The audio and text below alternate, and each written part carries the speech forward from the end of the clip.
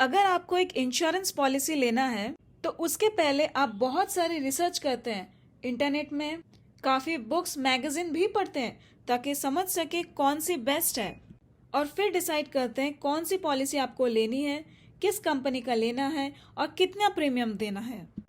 लेकिन क्या आपको मालूम है आपका बैंक आपको 10 लाख तक की इंश्योरेंस देती है, वो भी फ्री में।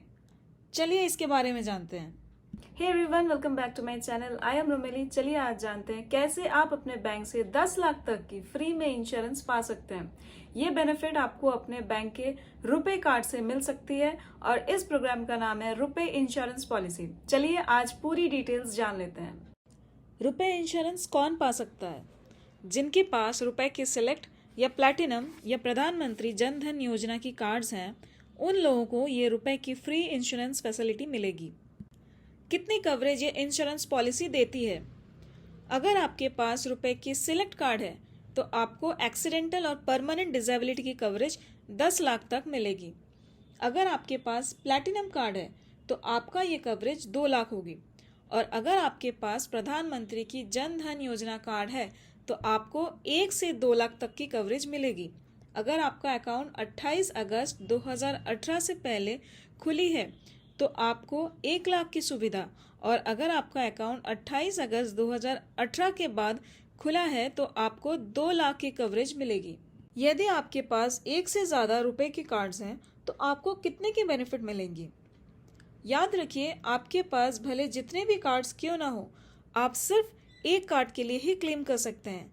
लेकिन हाँ, अगर आपके पास कोई और इंश्योरेंस पॉलिसी है तो आप वो भी क्लेम कर सकते हैं। रुपए इंश्योरेंस पॉलिसी एक एडिशनल इंश्योरेंस पॉलिसी है जो आप बाकी किसी भी और इंश्योरेंस पॉलिसी के साथ क्लेम कर सकते हैं। रुपए इंश्योरेंस क्या कवरेज देती है?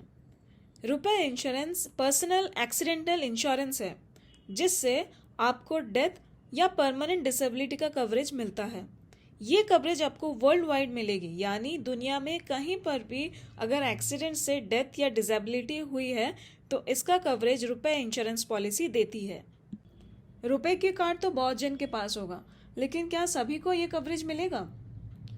याद रखिए, अगर आपका कार्ड एक्सीडेंट से पहले 30 दिन के अंदर, यानी एक्सीडेंट से 30 दिन के अंदर अगर आपका कार्ड यूज हुआ हो, चाहे वो एटीएम हो, स्वाइप हो या ऑनलाइन ट्रांजैक्शन हो, अगर कोई भी माध्यम से अगर आपका कार्ड 30 दिन के अंदर यूज हुआ हो तभी आपको ये फैसिलिटी मिलेगा। अगर आपको क्लेम करना है तो किससे संपर्क करें? आपको उस बैंक से संपर्क करना होगा जिधर उस कार्ड का अकाउंट मौजूद है। घटना के कितने दिन के अंदर आपको सारी डॉक्यूमेंट्स जमा देनी होती है? घटना के 90 दिन के अंदर आपको अपने क्लेम के बारे में बताना होगा, और उसके 60 दिन के अंदर आपको सारी डॉक्यूमेंट्स जमा देनी होगी।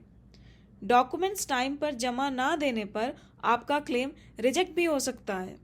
क्या क्या डॉक्यूमेंट्स आपको जमा देना होता है?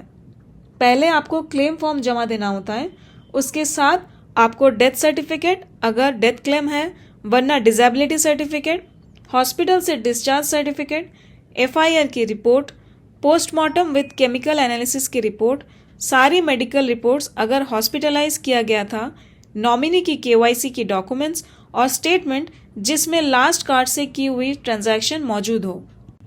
अब चलिए जानते हैं कौन सी कंपनी आपकी क्लेम सेटलमेंट करेगी।